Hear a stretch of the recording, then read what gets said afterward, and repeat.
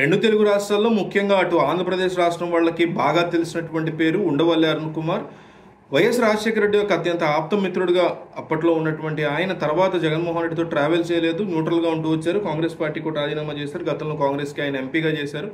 ఆయన కొద్దిసేపటి క్రితం ప్రెస్ మీట్ పెట్టారు. అయితే ఆ ప్రెస్ మీట్ యొక్క సారాంశం ఆయన పెట్టడానికి కారణం 10 సంవత్సరాలుగా ఆంధ్రప్రదేశ్ రాష్ట్రం విడిపోయిన తర్వాత హైదరాబాద్ కూడా ఈరోజు దూరం అవుతున్నటువంటి నేపథ్యంలో ఏ రకమైనటువంటి ప్రభుత్వం అధికారంలోకి వచ్చినా అటు ఆంధ్రప్రదేశ్లో ఇటు కేసీఆర్ తెలంగాణలో ఉన్నప్పుడు 10 సంవత్సరాలు, ఇప్పుడు రేవంత్ రెడ్డి ఉన్నప్పుడు కానీ, అప్పుడు చంద్రబాబు నాయుడు ఉన్నప్పుడు కానీ, ఆ తర్వాత జగన్మోహన్ రెడ్డి ఉన్నప్పుడు కానీ ఎవరు కూడా విభజన హామీల గురించి మినిమం పట్టించుకోలేదు.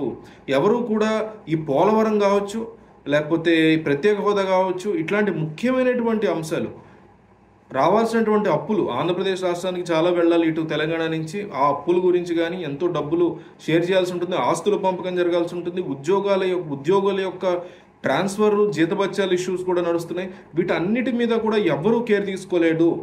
అటు కేసీఆర్ తీసుకోలేదు, అటు చంద్రబాబు నాయుడు తీసుకోలేదు, తర్వాత వచ్చినటువంటి కేసీఆర్, మళ్ళీ తర్వాత అటు వచ్చినటువంటి జగన్, మళ్ళీ ఇప్పుడు తర్వాత వచ్చిన రేవంత్ రెడ్డి, వీళ్ళెవ్వరూ కూడా ఏ రకమైనటువంటి బాధ్యతని తీసుకోలేదు అంటూ ఉండవల్లి అరుణ్ కుమార్ ఒక ప్రెస్ మీట్ పెట్టి మాట్లాడడం జరిగింది. అయితే ఆ ప్రెస్ మీట్లో ఆయన్ని ఏం చెప్తారు, మరి మీరు ఈ ఎగ్జిట్ పోల్స్ అనేవి వచ్చాయి కదా, ఎవరు గెలుస్తారు మీరు అనుకుంటున్నారు అంటే ఆయనలో కాస్త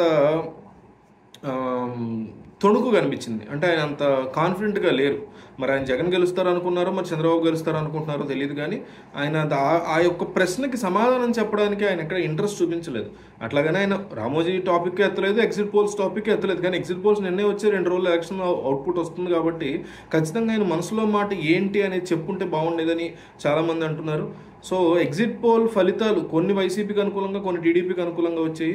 మీరేమనుకుంటున్నారు? ఉండవల్లి చెప్పలేదు సరే, మీరు ఆంధ్రప్రదేశ్ ప్రజానీకంగా మీరేమనుకుంటున్నారు?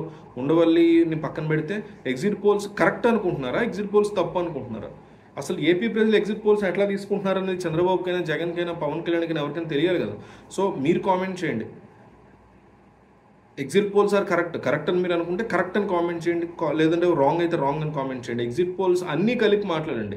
మీకు ఇష్టమైన పార్టీకి అనుకూలంగా వచ్చినవి కరెక్ట్ అని, మీతో రాంగ్ అని చెప్పకండి. మీకు ఉన్నటువంటి ఆలోచనని ఒకసారి జాగ్రత్తగా ఆలోచించుకుని ఎగ్జిట్ పోల్స్ ఆర్ కరెక్ట్ లేదా రాంగ్ అని కామెంట్ చేయండి.